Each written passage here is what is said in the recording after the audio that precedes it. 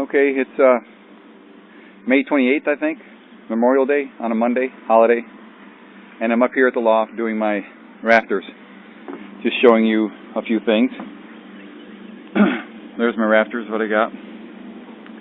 I've almost got all my common rafters done, and they're 2x8s, 32 of them, not including the fly rafters, barge rafters, vergy rafters, whatever, that stick out the ends, and I've supported by way of the lookouts.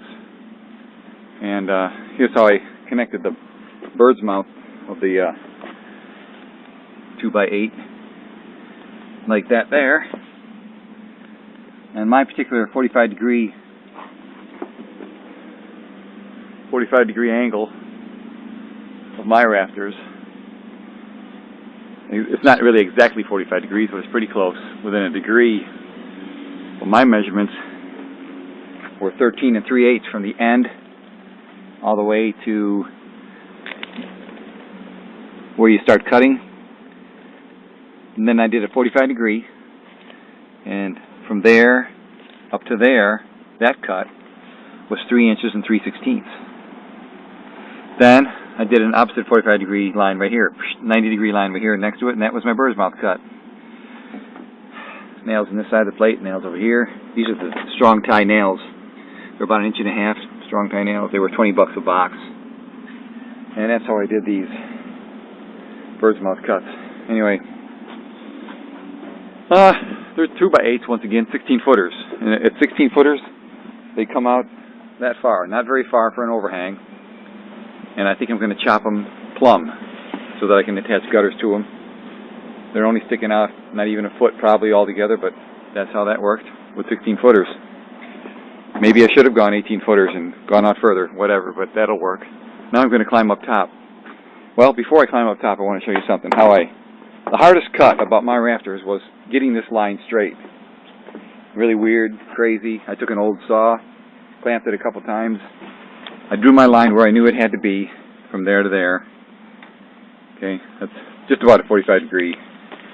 And then I knew that the saw had to be about 4.5 inches from the cut, so I lined it up to the line.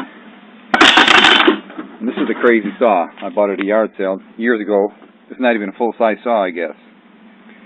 And it's an old metal saw, and it's built this whole house so far. Same blade. I haven't even changed it. But to the edge of it, I line up against the old handsaw there, and I go like that, using it as a guide.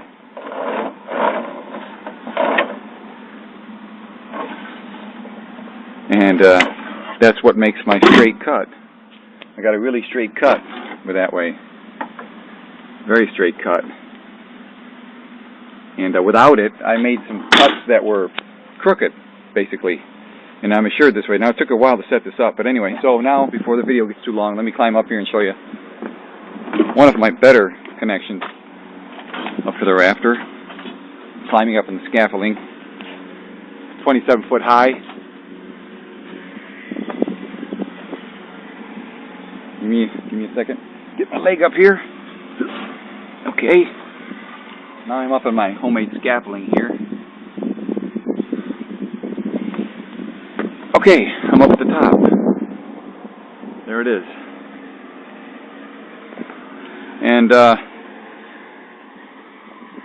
here's a pretty good rafter, I guess. My beams are 2 beams here. One beam there, one beam there.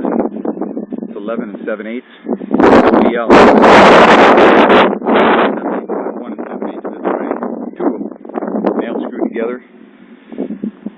Slipped into a yoke right here. I've got to chop off an angle here, right down there like this, so that the paneling can go, the sheathing can go on top of that, you know. Anyway, so here's the connection. It worked out pretty good.